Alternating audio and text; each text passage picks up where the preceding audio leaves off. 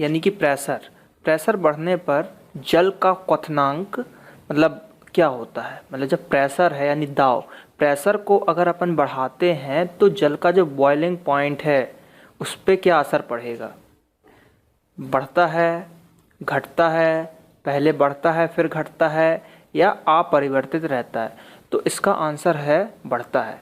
यानी कि अगर हम पानी के ऊपर प्रेशर बढ़ाते हैं तो वो बहुत मतलब उसका उबलने का जो टाइम है, जो बॉइलिंग में समय लगता है वो और बढ़ता जाएगा। जितना प्रेशर बढ़ाएंगे उतनी देर से हमारा पानी उबलेगा। तो इसका आंसर क्या हो गया कि दाब बढ़ाने पे पानी का क्वथनांक बढ़ता है। अगला, प्रत्येक क्रिया के बराबर व विपरीत दिशा में एक प्रतिक्रिया होती है। मतलब every action has a equal and opposite reaction. तो ये जो मतलब स्टेटमेंट है ये क्या है, या किसने कहा था, क्या है? ये न्यूटन का पहला नियम है या न्यूटन का दूसरा नियम है, तीसरा नियम है, इनमें से कोई नहीं। तो ये है थर्ड नियम। जैसा कि हम जानते हैं कि न्यूटन ने गुरुत्वाकर्षण का खोज किया था, तो उन्हीं ने बोला था कि कोई भी अगर क्रिया होती है तो उसके विपरीत और बराबर प्रतिक्रिया जरूर होती है। नेक्स्ट क्वेश्चन, तांबा या कॉपर शुद्ध तत्व है। मतलब तांबा या कॉपर का शत्रु यानी कि एनिमी कौन सा एलिमेंट है इनमें से? गंधक, कार्बन, नाइट्रोजन या हाइड्रोजन या नाइट्रोजन। तो इसका आंसर है गंधक। मतलब तांबा का जो वो है शत्रु कहा जाता है, तांबा का शत्रु कहा जाता है गंधक को। कॉपर की मीनिंग ही होती है मतलब शत्रु, गंधक का शत्रु, या गंधक का मतलब होता है तांबा का शत्रु। तो ये आपको याद रखना है। उगते व डूबते समय मतलब जो सूरज जब उगता है उस समय सूर्य लाल प्रतीत होता है, या अपन को आसमान जो लाल दिखाई देता है वो क्यों दिखाई देता है? पहला ऑप्शन है लाल रंग का प्रकीर्णन सबसे अधिक होता है। प्रकीर्णन का मतलब होता है स्कैटरिंग।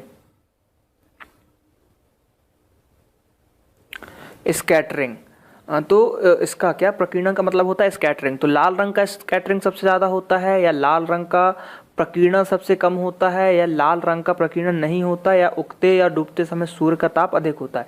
तो इसका आंसर जो है ये सेकंड वाला है, लाल रंग का प्रकीर्णन सबसे कम होता है। इसी कारण से जो है उगते और डूबते समय जो सूरज है वो लाल दिखाई देता है।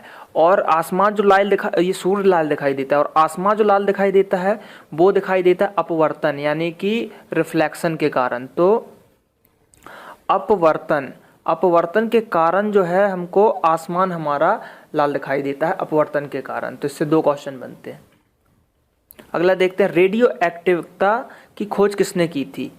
रेडियो एक्टिविटी की खोज किसने की थी? तो सिंपल क्वेश्चन है, हेनरी बैकरल ने खोज की थी रेडियो एक्टिविटी की।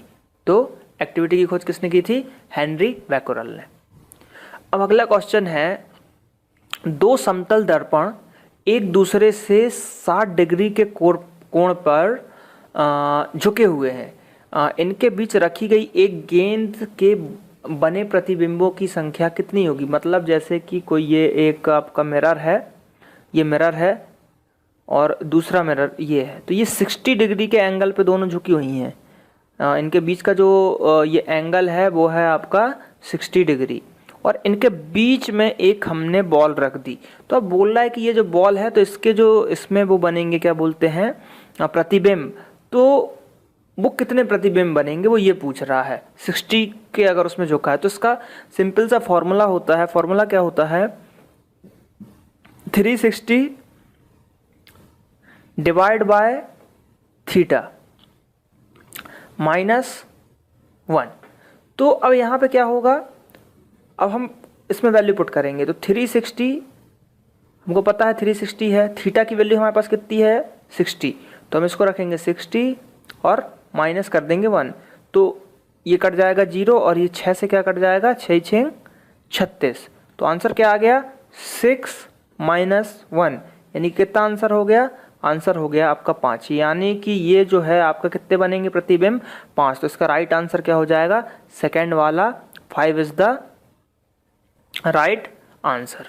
तो हमको ये फॉर्मूला अगर आपको याद है तो इस टाइप का कोई भी क्वेश्चन, अब यहाँ पे आपको 60 की जगह 80 दे दे, 20 दे दे, 50 दे दे, कुछ भी दे दे तो आप निकाल सकते हो। जैसे कि 20 देता तो क्या हो जाता, 12 में से 1 मतलब कितना, 12 बचता।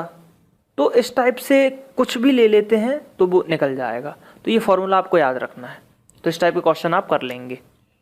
नेक्स्ट, पानी के अंदर हवा का एक बुलबुला किस तरह का दिखाई देता है, कैसा बर्फ।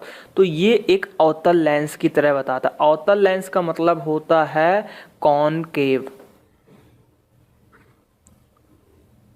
कॉनकेव लेंस, ठीक। और उत्तल का कॉन्वेक्स आपको पता है, तो इसका आंसर है कॉनकेव लेंस।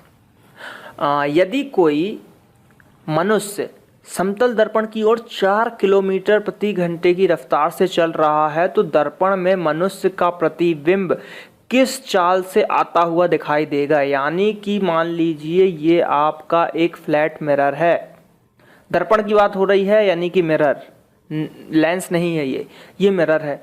अब बोला कि एक ह्यूमन है जो कि इसकी तरफ दौड़ते हुए आ रहा है 4 किलोमीटर पर आवर की स्पीड से, 4 किलोमीटर पर आवर की स्पीड से।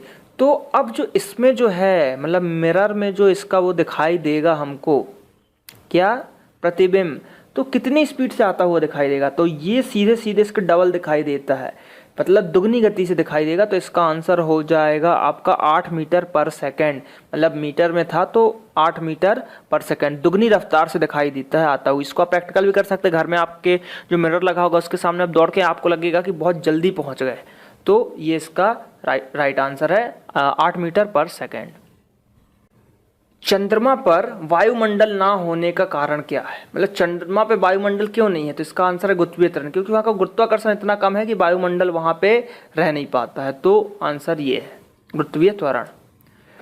यदि किसी सरल लोलक की लंबाई 4% बढ़ा दी जाए तो उसका अवतकल क्या होगा। मतलब सरल लोलक यानी कि सिंपल पेंडुलम, लोलक को बोलते हैं हम पेंडुलम,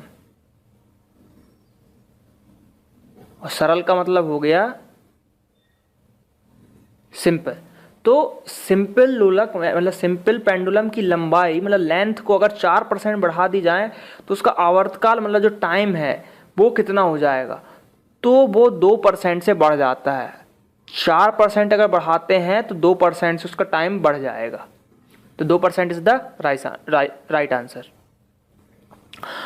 एक लड़की झूला झूल रही है, मतलब कोई लड़की है जो झूला झूल रही है, उसके पास एक अन्य लड़की आकर बैठ गई, मतलब उसके पास कोई लड़की दूसरी आके झूले में बैठ गई। तो झूले का आवर्तकाल क्या होगा।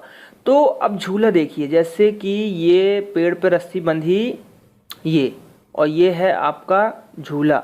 तो झूला ऐसे जा रहा है और फिर ऐसे आ रहा है, ऐसे जा रहा है, और पहले इस पे जो है एक लड़की बस बैठी थी। अब थोड़ी देर बाद एक लड़की और आके बैठ गई। अब झूला तो है वो तो जाएगा ऐसे ही। तो उसने पूछा इसका टाइम क्या बढ़ जाएगा, अगर इस पे 3 लोग बढ़ जाएंगे तो टाइम बढ़ जाएगा क्या, नहीं। तो ये अपरिवर्तित रहता है, वो जिस स्पीड से जा रहा है उसी स्पीड से ही जाएगा। पेंडुलम पे मास का कोई इफेक्ट नहीं पड़ता, पेंडुलम पे जो है आपका मास का कोई इफेक्ट नहीं पड़ता।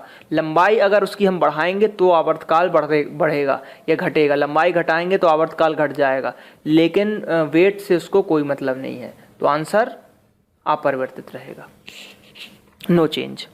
अगला देखते हैं, हम रेडियो की डुंडी मतलब घुंडी घुमाकर, मतलब जो रेडियो होता है, जैसे ये आपका रेडियो तो आपने देखा, पीके मूवी अगर देखी होगी तो उसमें आपने रेडियो देखा होगा, ट्रांजिस्टर। तो कुछ इस टाइप का रहता है रेडियो।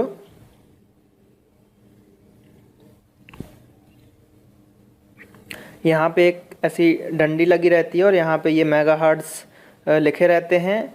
कुछ यहाँ पे जैसे नाम दे देते हैं, मर्फी का जो रेडियो था वो फर्स्ट रेडियो था। यहाँ पे हमारे पास ये एक बटन रहते हैं और एक ये बटन रहता है, ये बड़ा वाला साउंड का रहता है और छोटा वाला एडजस्ट करने। तो जब हम इसको घुमाते हैं, इसको अगर हम घुमाएंगे तो फिर ये बढ़ता जाएगा, यहाँ पे आ जाएगा, फिर यहाँ पे आ जाएगा, तो ये फ्रिक्वेंसी सेट होगी। तो वो यही पूछ रहा है कि घुमाते हैं तो विभिन्न स्टेशनों के प्रोग्राम चुनते हैं, मतलब फ्रिक्वेंसी को सेट करते हैं, तो किस कारण से होता है? तो वो होता है अनुनाद के कारण। तो अनुनाद है इसका आंसर, अनुनाद के कारण ये चीज़ संभव हो पाती है। अगला वेंचुरी मीटर, वेंचुरी मीटर से क्या ज्ञात किया जाता है? मतलब वेंचुरी मीटर से आप क्या ज्ञात कर सकते हैं? जल का प्रस्थ तनाव, जल का आयतन, जल का घनत्व या जल प्रवाह की दर। मतलब प्रस्थ तनाव निकालना है क्या, सरफेस टेंशन, या फिर जल का आयतन वॉल्यूम ऑफ वाटर, या जल का घनत्व डेंसिटी ऑफ वाटर, या जल का प्रवाह फ्लो ऑफ वाटर। तो इसका आंसर है फ्लो ऑफ वाटर। तो वेंचुरी मीटर से हम निकालते हैं फ्लो ऑफ वाटर। तो फ्लो ऑफ वाटर, तो जल के प्रवाह की दर इज द राइट आंसर। चौराहों पर पानी के फुहारे में गेंद नाचती हुई रहती है, क्यों? मतलब आपने देखा होगा कहीं, जैसे ये फुहारे रहते हैं, पानी नीचे से निकलता है ऐसा, ये, और यहाँ पे एक बॉल रखी रहती है, वो यहीं पे रहती है, नीचे गिरती ही नहीं है बॉल, बॉल नीचे नहीं गिरती है। तो इसका आंसर क्या है? क्या पानी का वेग अधिक होने के कारण दबाव घट जाता है? पानी का वेग अधिक होने के कारण दाब अधिक हो जाता है। मतलब अगर उसका जो वेग है, मतलब जो स्पीड है, स्पीड बढ़ रही है, तो उससे दाब अधिक हो रहा है। क्या पानी के प्रस्थ तनाव के कारण या फिर पानी की श्यानता के कारण? यानी कि श्यानता का मतलब होता है विस्कोसिटी, तो पानी की विस्कोसिटी के कारण। तो इसका आंसर जो है वो है कि अगर जो वाटर है उसकी स्पीड हमने बढ़ा दी, उसका वेग बढ़ा दिया, तो जो प्रेशर रहता है वो घट जाता है, और प्रेशर घट जाता है तो जिससे ये इसी के कारण पानी के ऊपर हमेशा तैरता रहता है। तो पानी का वेग अधिक होने पर दाब घट जाता है। तो A is the right answer. Next question देखते हैं। यदि द्रव्यमान परिवर्तित हुए बिना पृथ्वी अपनी वर्तमान त्रिज्या की सिकुड़कर आधी हो जाए, मतलब जैसे ये पृथ्वी है, अब पृथ्वी का जो द्रव्यमान है, मतलब जो भी उसका द्रव्यमान है उसमें चेंज ना आए, द्रव्यमान में चेंज ना आए, लेकिन वो सिकुड़ जाए। मतलब अगर उसकी त्रिज्या कुछ थी 5 थी मान लीजिए, तो सिकुड़ के आधी हो जाए, मतलब 2.5 हो जाए, यानी कि कुछ इस टाइप का हो जाएगा वो। तो इससे क्या हो जाएगा, मतलब तो दिन कैसा होगा हमारा? 24 घंटे का होगा, 24 का तो अभी होता ही है। 12 घंटे का होगा क्या, 6 घंटे का होगा, या 48 घंटे का होगा? तो बनी सी बात है, जो R था वो R/2 हो गया। जब R था तो वो 24 हो रहा था, तो जब R/2 हो जाएगा तो वो कितना हो जाएगा? ये भी आधा हो जाएगा आपका। तो इसका आंसर हो जाएगा 12 घंटे। मतलब हमारे जो दिन हैं वो 12 घंटे के हो जाएंगे। इस टाइप से दिन रात जो है, मतलब 12 घंटे में वो परिवर्तित हो जाएगा। मतलब 24 घंटे का होता था तो अब 12 घंटे, मतलब 6 घंटे, 6 घंटे का दिन, 6 घंटे की रात। यदि किसी पिंड को, मतलब किसी भी चीज को पृथ्वी से 11.2 किलोमीटर प्रति घंटा की रफ्तार से अगर फेंका जाता है तो क्या असर पड़ेगा? पृथ्वी पर कभी नहीं लौटेगा, 2 घंटे के बाद लौट आएगा, 24 घंटे के बाद लौट आएगा, या कुछ निश्चित नहीं है। तो इसका आंसर है पृथ्वी पर कभी नहीं आएगा। आपको पता होगा, इसको हम बोलते हैं पलायन वेग। क्वेश्चन आता है पलायन वेग क्या है, तो पलायन वेग 11.2 किलोमीटर वो है प्रति घंटा, मतलब किलोमीटर प्रति सेकेंड। तो इसको हम बोलते हैं पलायन वेग। ये पृथ्वी का पलायन वेग है। अगर यही बात करें कि अगर हम 42 किलोमीटर पर सेकेंड से अगर किसी चीज को फेंक दें तो ब्रह्मांड, मतलब हमारा जो ब्रह्मांड है उससे बाहर चली जाएगी, मतलब गैलेक्सी से भी बाहर चली जाएगी वो वस्तु, गैलेक्सी से वो चीज चली जाएगी आपकी बाहर। गैलेक्सी आप जानते हैं कुछ इस टाइप का स्पाइरल उसका डायग्राम रहता है। उपग्रह में समय ज्ञात करने के लिए अंतरिक्ष यात्री को क्या प्रयोग करना पड़ता है? मतलब जो आपके सैटेलाइट्स वगैरह होते हैं उसमें जो है